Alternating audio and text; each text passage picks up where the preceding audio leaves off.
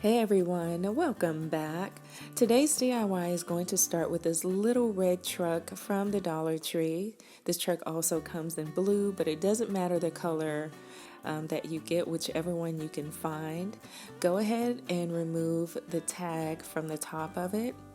My initial plan was to paint this part, or this side I should say, of the sign, but my plans do change later on.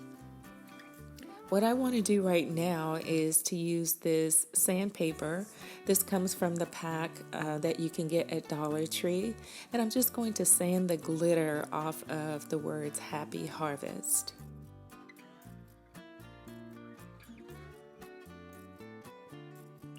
Now that that's done, I want to streamline the truck. So in the end, I don't want it to appear as if there are any pumpkins in the back of the truck. So I essentially want to draw a line where I think the truck continues. And so that's what I'm doing right now. I'll do that to both sides because of the two pumpkins leaning out on either side of the truck. And then using my straight edge, I am going to follow those lines that I drew. Be super careful on this part. Obviously, working with that straight edge, you want to be super careful. And that's where my plan went awry right there. When I was bending that piece of the pumpkin back and forth to try to break it off, I broke off a larger chunk than I intended to. I'll show that to you in a second. Right now I'm just going to go ahead and cut out the other pumpkin, the part that was sort of leaning out of the truck. And that one broke pretty cleanly for me.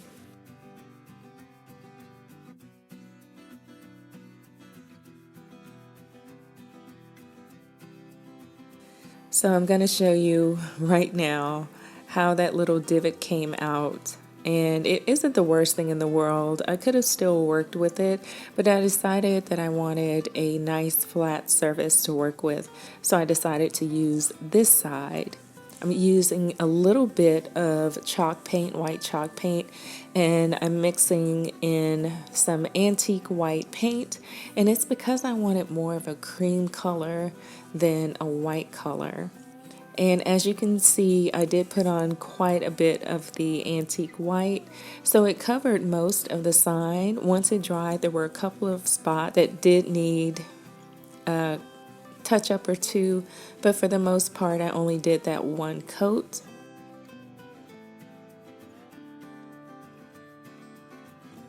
So I'm going to set that aside to dry, and I'm going to take this galvanized metal planter from the Dollar Tree.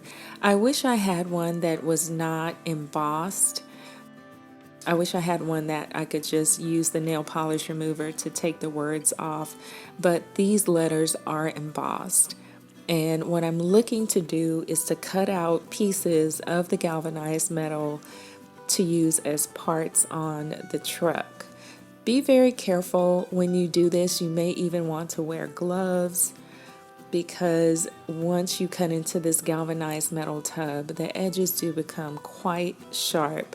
So if you have little hands helping you with this project, this definitely is a part that should be done either with adult supervision or just by the adults themselves.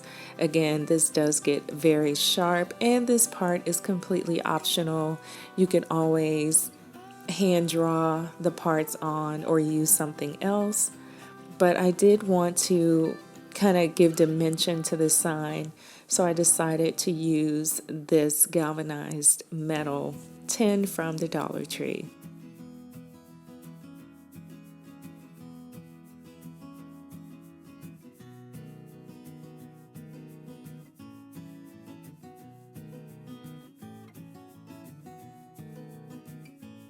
And now I'm going to cut the second piece that I need from the top of the galvanized metal tin.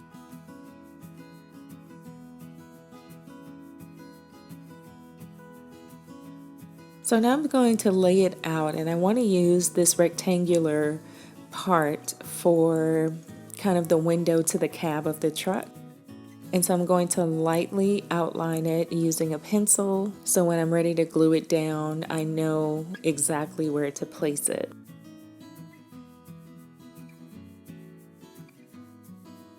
The galvanized metal tin does have kind of a dull galvanized metal side and a shiny side.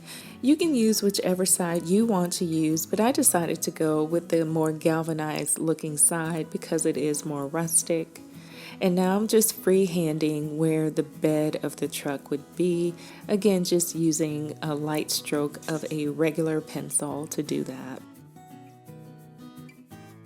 Now I'm going to take this Waverly paint in steel and a brush from Dollar Tree, and I'm sorry I lost the footage of me just putting in that shading that you see there already, but it's no big deal, just using a little bit of paint and going around the edges of the truck just to add a little dimension. And I'm going to do the same thing to both pieces of the galvanized metal tin that I cut out. This part I do want to be very sparing with because it is going to represent a window, but this part is going to represent a bumper, so I can be more generous with distressing it. Now I'm going to take some black acrylic paint and I'm going to go around certain areas and do some shadowing and just a little, trying to add a little more dimension to the truck. I'll tell you right now, painting is not my strong suit. I just made it the way that it was appealing to my eye. Obviously, if you have more experience with painting, you can make yours look way more professional. And while I do have the black paint out, I do want to clean up the lines where the tires are and to give the tires a new coat of paint as well.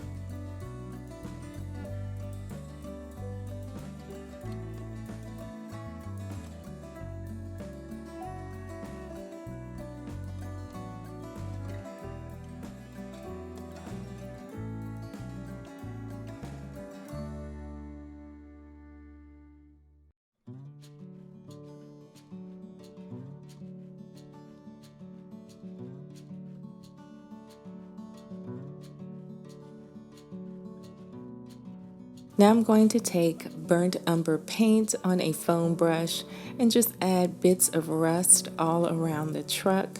Add as little or as much as you want.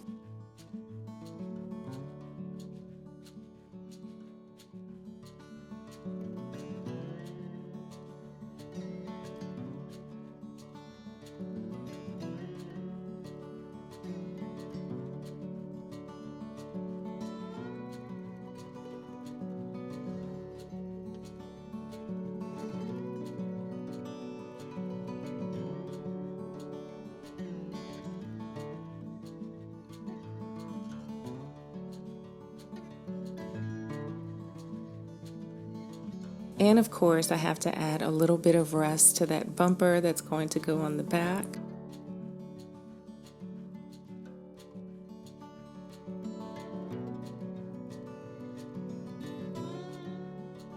And a little bit around the windows, not too much, just a little bit around this little rectangular window. And once that has dried, I'm going to go ahead and glue on my galvanized metal pieces. And I do want to be generous with the glue because I want to make sure that the galvanized metal pieces do lay flat to the surface of the little truck.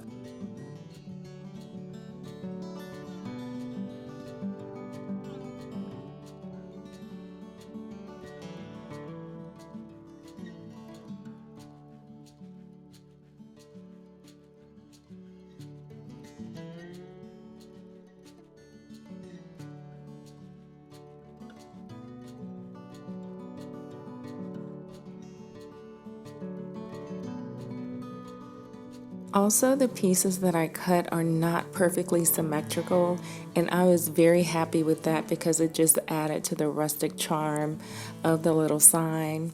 I thought I did a little too much distressing there with the paint, so I'm going to use this sandpaper to sand it off a bit, and that also helps to add to the rustic look of the truck.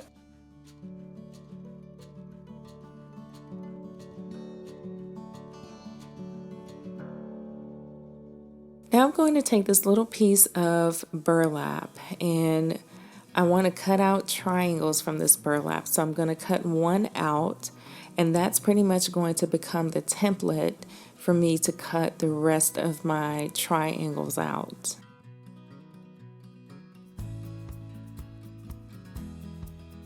So after I cut this first one, I'm going to use it on the rest of the burlap to create these triangles here. And it's basically going to be for a little banner or two banners. And I'm just using a dry erase marker, a wet erase marker actually, to write the word married. I did another little banner that says the word just.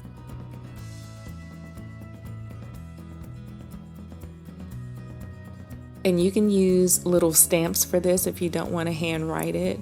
You can use stencils or peel and stick letters, whatever you feel comfortable using or whatever you want to use for your project.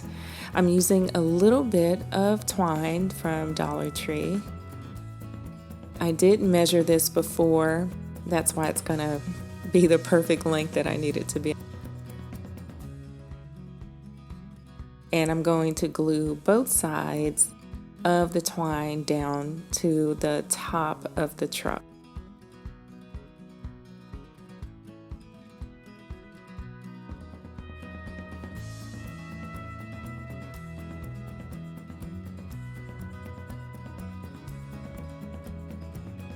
Now I want to lay the banner out so I can have the arrangement just the way that I want it to be.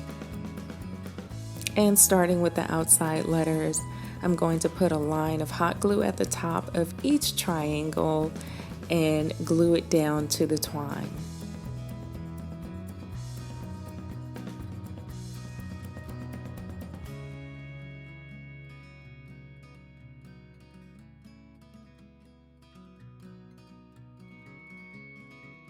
Now using a longer piece of twine, I just want to place it where I want it to be, and I do want it to fall just under that first banner. And again, using hot glue on both sides of each piece of twine, I do want to glue that down to the truck. Now I'm laying out the letters for married, and again using a line of hot glue at the top to put it in place. This is one of the large craft sticks from Dollar Tree, and I'm going to take some of the leftover steel paint from Waverly and a little piece of a foam brush. And I just want to cover all sides of the craft stick, just the end of it.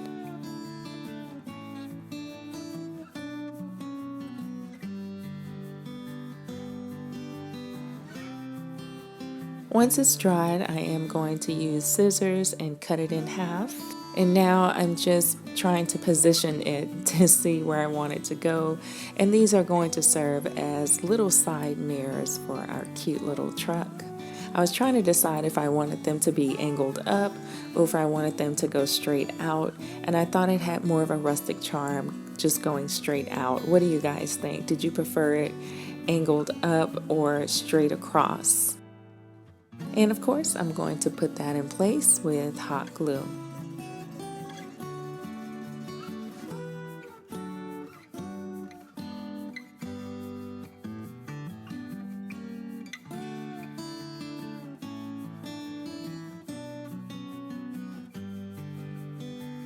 And I will do the same thing for the other side.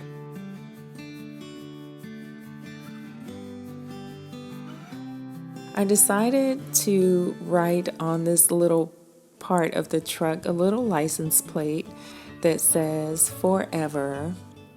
You can write whatever message you want, or you could cut that part off or just leave it blank.